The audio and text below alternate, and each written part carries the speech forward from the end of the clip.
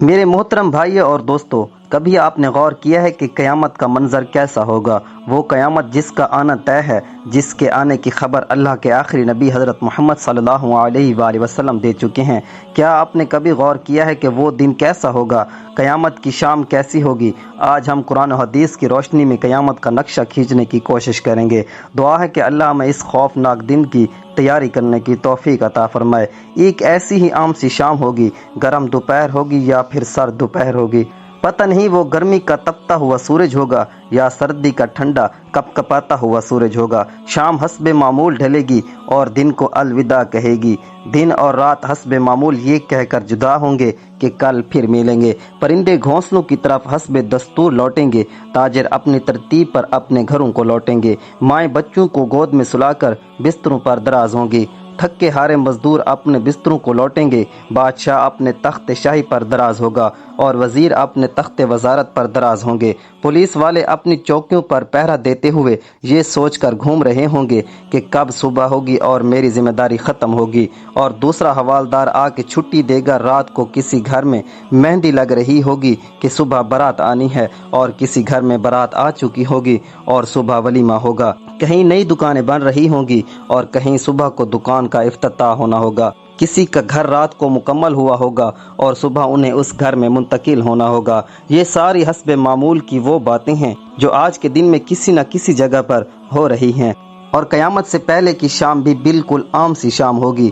ایسے ہی ایک شام آئے گی، ہولے ہولے اور دھیرے دھیرے آئے گی، اور پھر سارے عالم پر چھا جائے گی، اور پھر سورج اسی طرح حسب دستور اپنے چہرے سے نقاب ہٹائے گا اور عالم سے اندھیرے کو جدا کر دے گا۔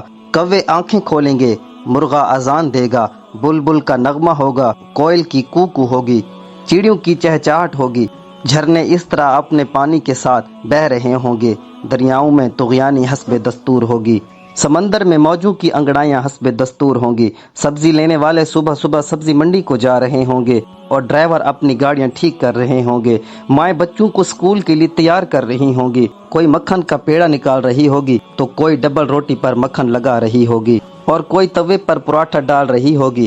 حالی نے ہل کھیت میں ڈال دیا ہے، دکاندار نے دکان کھول لی ہے، ادھر گاہک نے قدم رکھا تو دکاندار نے کہا مرحبا۔ 10 میٹر کا کپڑا طے پایا، اس نے کپڑا ناپا اور کاٹنے کے لیے کینچی ڈالی، ادھر دکاندار کینچی چلا رہا ہے، ادھر گاہک پیسے گن رہا ہے، ادھر کاشتکار کا ہاتھ ہوا میں بلند بیج بکھیر رہا ہے، ادھر دلہن کے لیے اس کی بہنیں اور سہیلیاں آئی بیٹھی ہیں، ادھر باراتی آئے بیٹھی ہیں۔ لوگ انتظار کر رہے ہیں کہ کب بارات چلے گی، کب باجا بجے گا اور کب دلہا آئے گا۔ ایسا ہی ایک عام دن ہوگا اور حسب معمول کے کام جاری ہوں گے، حسب دستور دنیاوی معاملات بھی جاری ہوں گے، اور اچانک سے ایک ہیبت ناک آواز آئے گی۔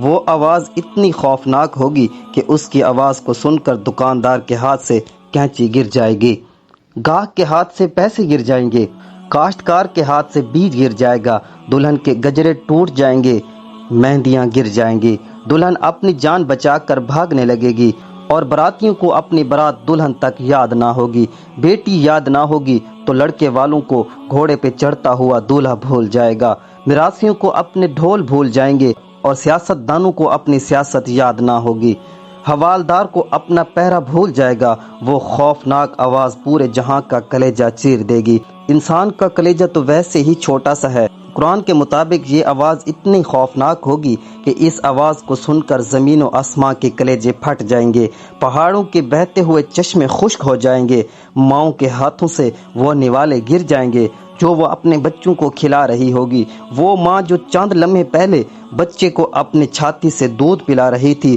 اور میرا چاند کہہ کے اپنے بچے کا ماتھا اور گال چوم رہی تھی، وہی ماں اپنے بچے کو ایک ٹوکری کی طرح ہوا میں اچھال دے گی، یہ مرتا ہے تو مرے، میری جان بچ جائے۔ لیکن آج بچے تو کون بچے سوائے اللہ کے، آج ہر شخص پر اتنا خوف طاری ہے اس سے بچوں کی پکار نہیں سنائی دے رہی۔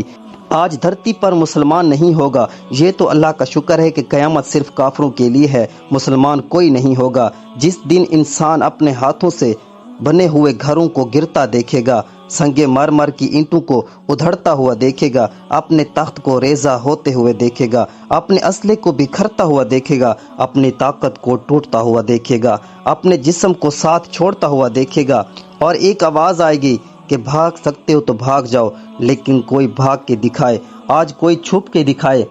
آج کوئی نہیں بھاگ سکتا، آج کوئی نہیں چھپ سکتا، آج موت کا دن ہے، آج کائنات کی ہر چیز کی موت کا دن ہے۔ سب کو چکی میں ڈال کر پیس کر رکھ دیا۔ آج ساتوں آسمانوں کی موت کا دن ہے، آج فرشتے بھی موت کا ذائقہ چکھ رہے ہیں۔ پھر اللہ تعالیٰ کی آواز آئے گی، جبرائیل سے کہو مر جائیں، میکائیل سے کہو مر جائیں۔ یہ سن کر اللہ کا عرش کانپ جائے گا اور کہے گا، یا اللہ کیا جبرائیل بھی مر جائے، کیا میکائیل بھی مر جائے، یا اللہ ان کو تو بچائیں، ان کو تو بخش دیں۔ اللہ تعالیٰ فرمائیں گے، خاموش، آج میرے عرش کے نیچے کوئی نہیں بچ سکتا۔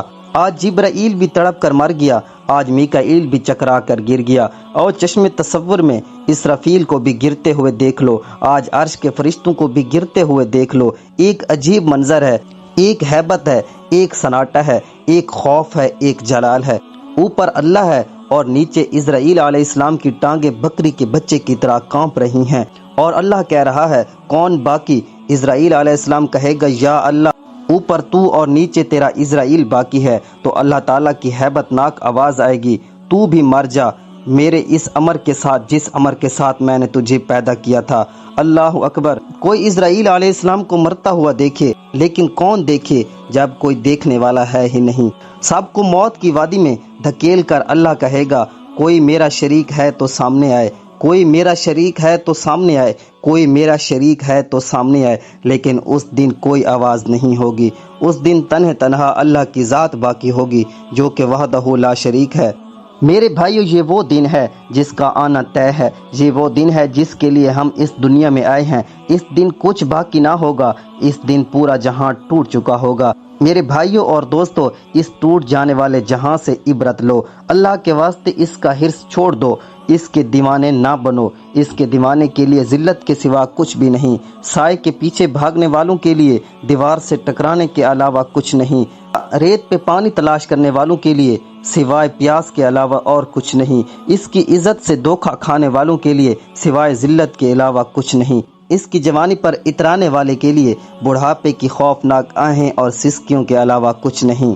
اس دن کا انتظار کرو جب بڑھاپا اس کی جوانی کو کھا جائے گا، اس دن کا انتظار کرو جب اس کی اولاد بھی کہے گی کہ اماں مرتی ہی نہیں، کہ ابا مرتا ہی کیوں نہیں۔